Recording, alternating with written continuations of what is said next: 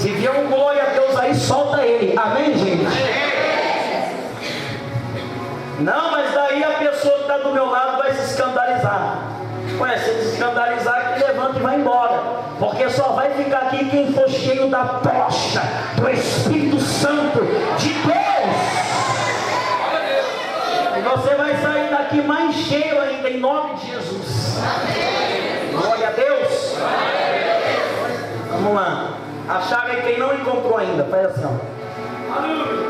Vamos lá. Isaías 14, versículo 12.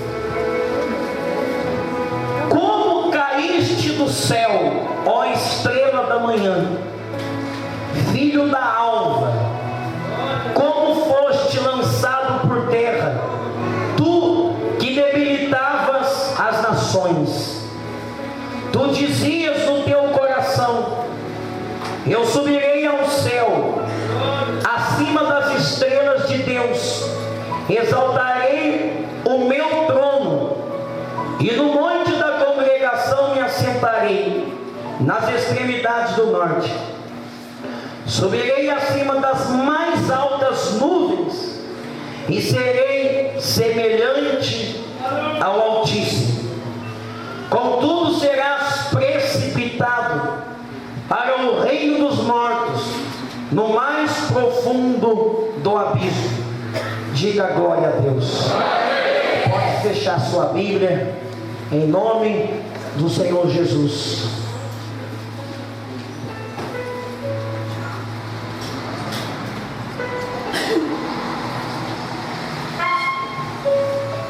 Toda a honra e toda a glória seja dada ao nome de quem? Então dá um glória a Deus aí, ao nome do Senhor Jesus. Era como se alguém estivesse perguntando para ele: o porquê que você foi fazer isso? Você não precisava fazer o que você fez, você tinha tudo. O porquê que você foi fazer isso? Por que você foi se rebelar? Você não precisava fazer isso. Está aqui um dos motivos o qual ele deixou de ser um ser celestial e passou a ser um diabo. Porque tem pessoas que dizem que Lúcifer era um anjo. Lúcifer não era anjo. Lúcifer, ele era um querubim. E querubim não é anjo? Não. Anjo é uma coisa, arcanjo é outra coisa, querubim é outra coisa e serafim é outra coisa. Cada um é cada um. Quem está conseguindo entender até aí? E Lúcifer não era um anjo. Lúcifer, ele era um querubim. A palavra de Deus diz em Ezequiel no capítulo 28 um pouco de quem era Lúcifer. E a palavra de Deus diz que ele havia recebido de Deus a maior honra que Deus havia dado a um ser celestial. A maior honra que Deus havia dado a alguém foi dado a ele. Nenhum outro ser celestial recebeu o que Lúcifer recebeu. Em Isaías, em Ezequiel, no capítulo 28, a palavra de Deus diz que ele era coberto de pedras preciosas dos pés à cabeça: o ônix, a safira, o jaspe, carbúnculo, diamantes e muitas espécies de pedras preciosas. Lúcifer morava no Éden, o monte santo de Deus, que Lúcifer não precisava invejar ninguém, porque o lugar que foi preparado para ele, ele caminhava em cima do ouro, da prata, dos diamantes e de outras pedras preciosas, porque nele havia muita honra.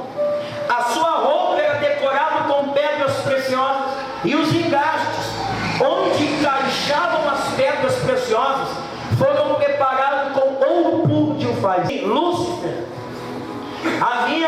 ele havia recebido toda essa honra, porque Deus, ele amava Lúcifer. A palavra de Deus diz que os ornamentos, em Ezequiel no capítulo 28, foram criados dentro dele. Quando a palavra de Deus fala de ornamentos, Está falando de notas musicais. Isso quer dizer que os instrumentos foram criados dentro dele. Assim como a mulher dá à luz um filho, Lúcifer dava à luz a instrumentos. Eu creio que a cada dia ele gerava um instrumento novo e era criado dentro dele. Se quando você chega perto de uma mulher, você consegue ouvir o sinal da criança dentro do ventre dela, alguns teólogos acreditam que esse ser celestial era tão lindo que se alguém chegasse perto dele, conseguia ouvir a música saindo de dentro dele. É a maior honra que Deus havia dado para alguém. E além disso, ele era o ministro da orquestra.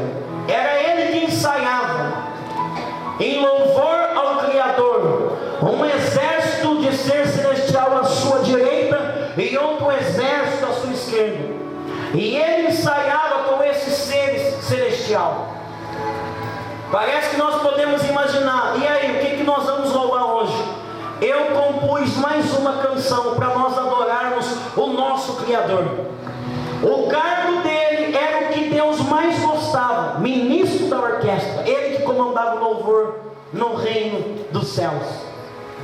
Deus amava tanto Lúcifer que contava com ele para tudo que Deus ia fazer.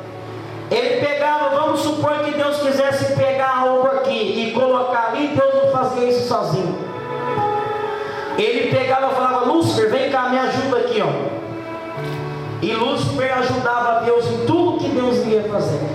Se Deus quisesse pegar alguma coisa aqui e levar para lá, ele chamava Lúcifer, porque Deus contava com Lúcifer para tudo que ele ia fazer, de tanto amor que Deus tinha por aquele ser celestial.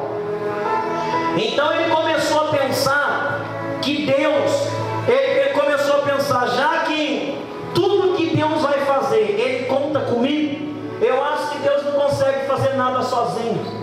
Eu acho que Deus só é Deus por causa de mim. Foi aí que ele se enganou.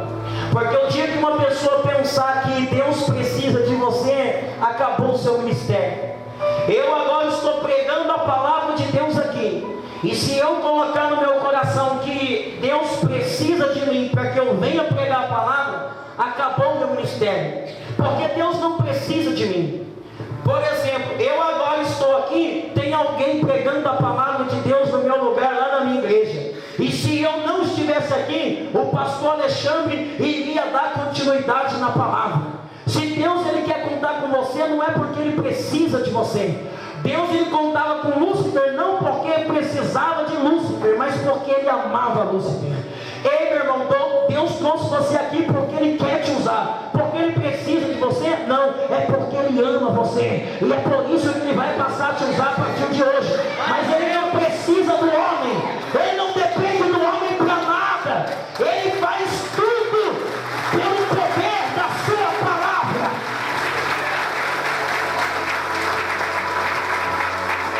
Ele não precisa de mim, não precisa do levita, porque se ele não estiver aqui, a banda está aí e faz assim, ó. No segundo tempo vocês vão tocar aqui. Porque se ele não estiver aqui, a banda toca no lugar dele. E se ele não tivesse vindo também, a banda já estava aqui desde o começo. Tem gente que fala: Deus precisa de mim, senão a obra de Deus para. Não para não, meu irmão. Se eu falar assim: pastor, eu não vou pregar mais, e o senhor falar assim: eu também não vou dar continuidade na palavra. Tem algum obreiro aqui que pode assumir o microfone e dar continuidade? Aí. Tem que, se os irmãos não quiser, tem alguma varoa aqui que assume o microfone e dá continuidade na palavra? Daí o diabo, ele não precisa de você.